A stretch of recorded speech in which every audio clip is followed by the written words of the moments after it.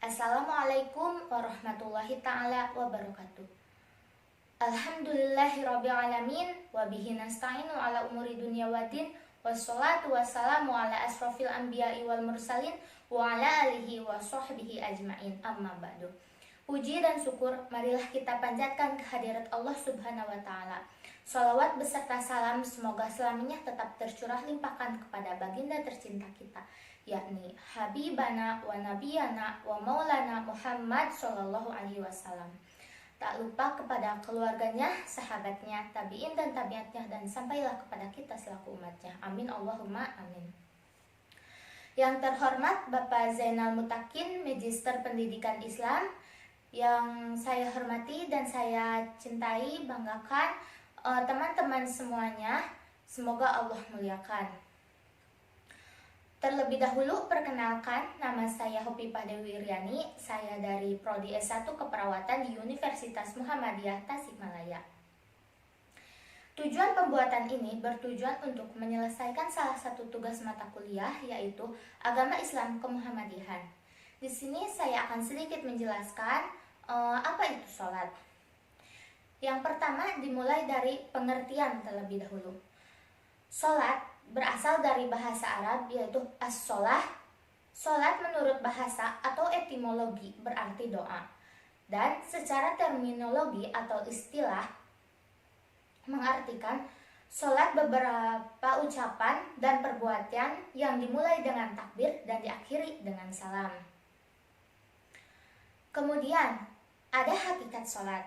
Hakikat sholat adalah menghadapkan hati dan jiwa kepada Allah dengan cara yang dapat mendatangkan perasaan takut dan cinta kepadanya serta menumbuhkan dalam jiwa akan kebesarannya. Yang selanjutnya ada sebuah hadis yang menegaskan yang pertama kali diperhitungkan tentang seorang hamba pada hari kiamat ialah sholat. Jika sholatnya baik, maka baik pula lah seluruh amalnya. Jika sholatnya rusak, maka rusak pula seluruh amalnya. Dan sabda beliau lagi, pangkal segala perkara ialah al-Islam, yang artinya sikap pasrah kepada Allah. Tiang penyangganya adalah sholat, dan puncak tertingginya ialah perjuangan di jalan Allah. Kemudian di sini ada ketentuan sholat. Nah, yang pertama syarat wajib sholat. Yang di sini terdapat Islam. Yang pertama syarat wajib melaksanakan sholat harus beragama Islam. Kemudian baligh atau dewasa. Di sini harus sudah baligh atau dewasa ataupun sudah bisa memilih dan memilah mana yang baik dan mana yang buruk. Usia balik pada wanita yaitu umur 9 tahun. Usia balik pada laki-laki yaitu umur 15 tahun. Akan tetapi lebih baiknya dari anak kecil diajarkan bagaimana tata cara sholat dengan baik supaya nanti kalau sudah dewasa bisa melaksanakan sholat dengan baik dan khusyuk. Kemudian syarat wajib sholat yang ketiga, berakal. Nah, di sini harus sudah berakal atau yang tadi disebutkan mampu menjelaskan, mampu memilah dan memilih mana yang baik dan mana yang benar. Kemudian adapun syarat sah sholat. Nah, yang pertama suci badannya dari hadas dan najis. Jadi seluruh badan kita yang jika kita ingin melaksanakan sholat khususnya bagi kaum muslim dan muslimah, maka badannya harus suci, tidak boleh sedang hadas. Contohnya, sedang haid tidak boleh melaksanakan sholat.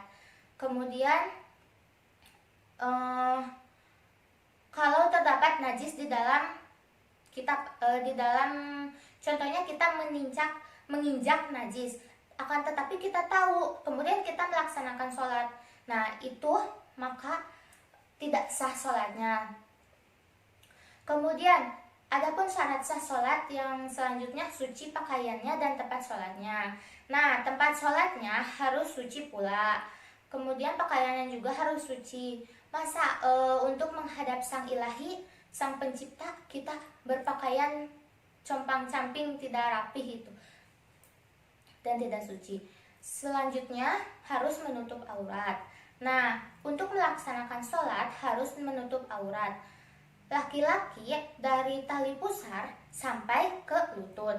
Kalau perempuan seluruh badan kecuali telapak tangan, wajah sama telapak kaki. Kemudian sudah masuk waktu sholat. Nah, untuk melaksanakan sholat kita harus sudah masuk waktu sholat. Jika kita mendengar suara adzan, maka diwajibkan seluruh umat muslim melaksanakan sholat. Kemudian menghadap kiblat.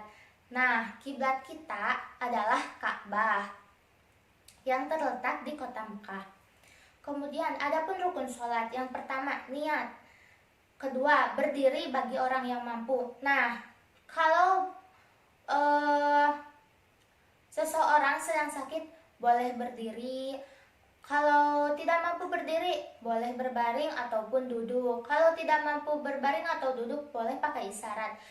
Di sini Allah Subhanahu wa taala memberikan keringanan bagi umat muslim untuk melaksanakan sholat. Betapa pentingnya sholat sampai-sampai sholat tersebut bisa dilaksanakan dengan isyarat, dengan duduk. Yang ketiga takbiratul ihram. Yang keempat membaca Al-Fatihah. Yang kelima ruku dan tumaninah. Kemudian i'tidal. Kemudian sujud 2 kali dengan tumaninah. Kemudian duduk di antara 2 sujud. Kemudian duduk yang terakhir. Kemudian membaca tasyahud pada waktu duduk akhir. Membaca sholawat atas Nabi Muhammad SAW pada tasyahud akhir setelah membaca tasyahud. Kemudian mengucapkan salam, tumaninah pada setiap gerakan dan tertib. Kenapa harus tertib? Di sini dalam urutan sholat semuanya harus tertib, contohnya dari A sampai Z kita harus tertib melaksanakan membacakannya. Dan ini juga harus tertib dari yang pertama sampai yang terakhir.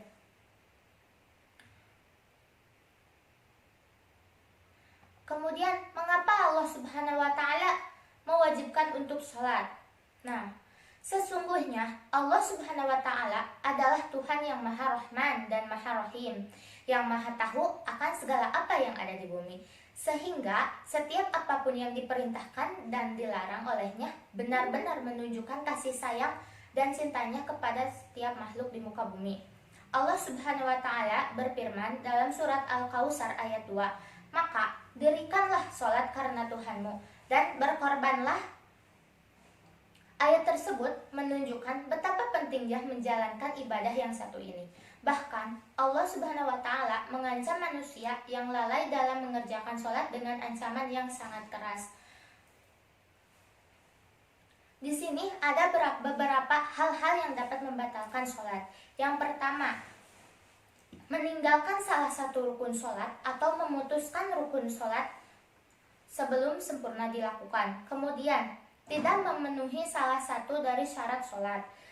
Kemudian, berbicara dengan sengaja pada waktu sholat, banyak bergerak dengan sengaja.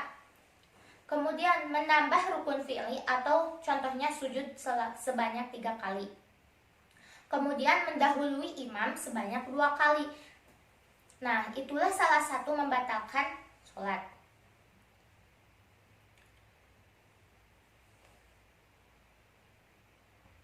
Kemudian, tujuan dan fungsi sholat. Yang pertama, agar terdorong orang yang bertakwa. Orang-orang yang melaksanakan sholat akan masuk ke dalam golongan yang bertakwa. Kemudian, untuk mencegah timbulnya perbuatan keji dan mungkar. Melaksanakan sholat akan mencegah timbulnya perbuatan keji dan mungkar yang Allah benci. Kemudian, agar bisa meraih keberuntungan yang besar, yakni surga. Kemudian, agar terhindar dari predikat kafir, agar segala amal kebaikannya diterima Allah Subhanahu wa taala. Di sini ada beberapa keistimewaan orang sholat. Yang pertama, orang sholat selalu baik, selalu bersikap baik. Hal ini terdapat dalam Quran surat ke-29 ayat 45. Yang kedua keistimewaannya adalah orang yang sholat hatinya selalu merasa tenang. Hal ini terdapat dalam Quran surat ke-20 ayat 14. Kemudian orang yang sholat kalau berdoa pasti akan dikabulkan, walaupun dikabulkannya entah kapan saja. Kemudian orang yang sholat hidup dan rezekinya akan dipermudah oleh Allah Subhanahu wa Ta'ala. Dan keistimewaan yang terakhir ialah jaminan kesuksesan dan kebahagiaan di surga dan di dunia. Selanjutnya ada hikmah sholat.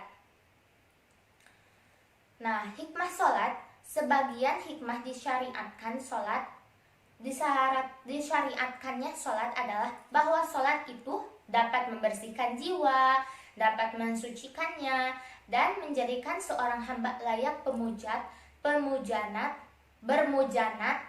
bermunajaat kepada Allah Subhanahu wa Ta'ala di dunia dan berada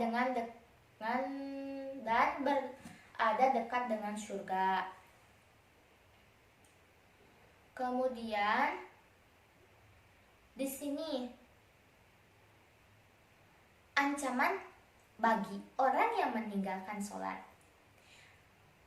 Meninggalkan sholat adalah perkara yang sangat teramat besar atau dosa besar, bahaya. Karena apa? Di dalam berbagai dalil disebutkan beberapa ancaman yang sudah sepatutnya membuat seseorang khawatir jika sampai lalai memperhatikan rukun Islam yang mulia ini.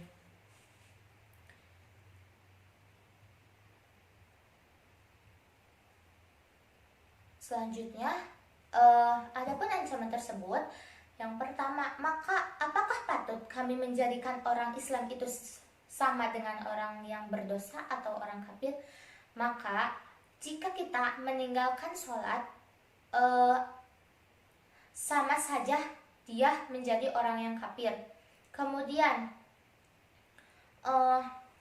sholat merupakan salah satu syarat pertama jika ingin masuk surga Firdaus. Kemudian Allah menyebutkan keadaan orang-orang mujrim yang merupakan lawan dari orang muslim. Nah, jadi di sini jika kita meninggalkan sholat maka sangat teramat dosa besar itu.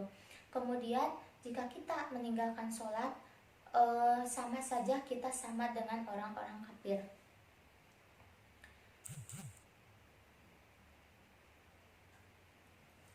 Kemudian mungkin dicukupkan sekian presentasi dari saya. Mohon maaf apabila terdapat banyak kesalahan, karena kesalahan hanya milik saya dan kebenaran hanya milik Allah Ta'ala. Di sini saya akan sedikit memberikan motivasi.